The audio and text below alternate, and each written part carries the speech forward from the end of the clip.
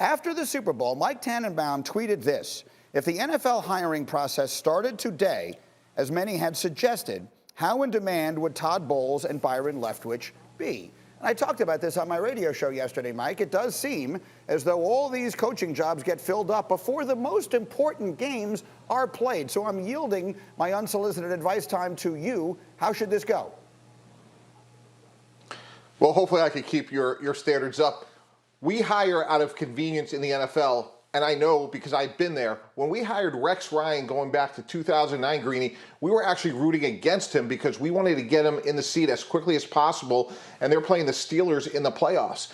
The cycle should start 9 a.m. Monday morning after the Super Bowl, and any team that violates this rule, they lose 3 first-round picks. And what that will do is that will equal the playing field. It's certainly going to help with minority candidates. This is a great example when Byron Leftwich and Todd Bowles would be unbelievably in demand if the searches started this week. And it would be better for our sport, taking nothing away from Brandon Staley, David Culley.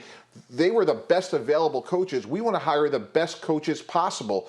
So if we started Monday morning after the Super Bowl, just imagine the platform that Coach Bowles, Coach Leftwich would have because of their performance the other night. It would help minority hiring, and we would have the right coaches in the right seats. I'd like it because it feels to me it's counterintuitive that a coach in this case is being, I don't know, punished is the wrong word, but it is a disadvantage the further his team goes in the playoffs to his possibilities of getting a job. It also shouldn't be a disadvantage for the teams that make it deep in the playoffs to have their off season start later than everyone else's off seasons. So I like it. Dominique Foxworth, do you? Out, but I know what I want to say anyway. Like I love the intent right here from Tannenbaum. However, like I think I watched the game too, and I don't know what happened, what sort of racial reckoning we had, where we are in some sort of post-racial America after what happened in that football game. But I think, Mike, at least for the minority hiring situation, I think you misunderstand the problem.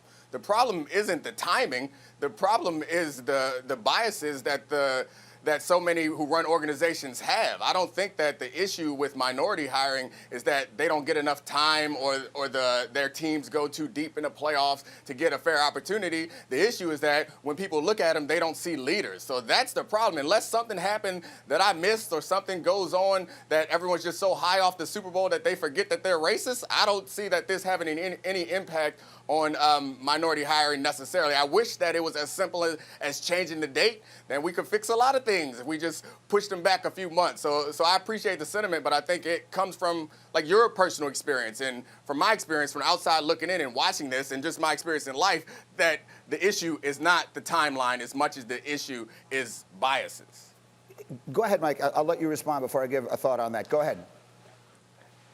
Yeah, and that's a really fair point, Nick, that you're making. And I'm trying to be much more fundamental, which is if we equal the playing field, and it's really almost thinking about once the season ends, the first month is coaching free agency, and the goal of it is by equaling the playing field, then hopefully more minorities will have an opportunity because in this case, Coach Bieniemy, Bowles, Leftwich would all have much greater opportunities because when they're available to sign and hire staffs, that's only going to increase their chances of getting jobs. So that was my point of it, which was it's a leveling the playing field, it's fairness, and then from a big picture, macro standpoint, from the NFL, you want to have the best coaches in the seats, and this will give the best coaches from the best teams that opportunity. Yeah, and Nick, the way I looked at it, the tweet didn't even address the overwhelming issue of minority coaches not getting opportunities. To me, it is just simply a matter of why would we be choosing our next head coaches before the most important games are being played, regardless of any other circumstance? In this case, it would have been Byron Leftwich, I think,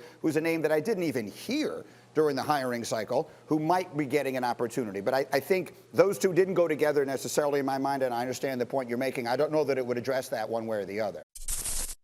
Thank you for watching ESPN on YouTube. For live streaming sports and premium content, subscribe to ESPN+.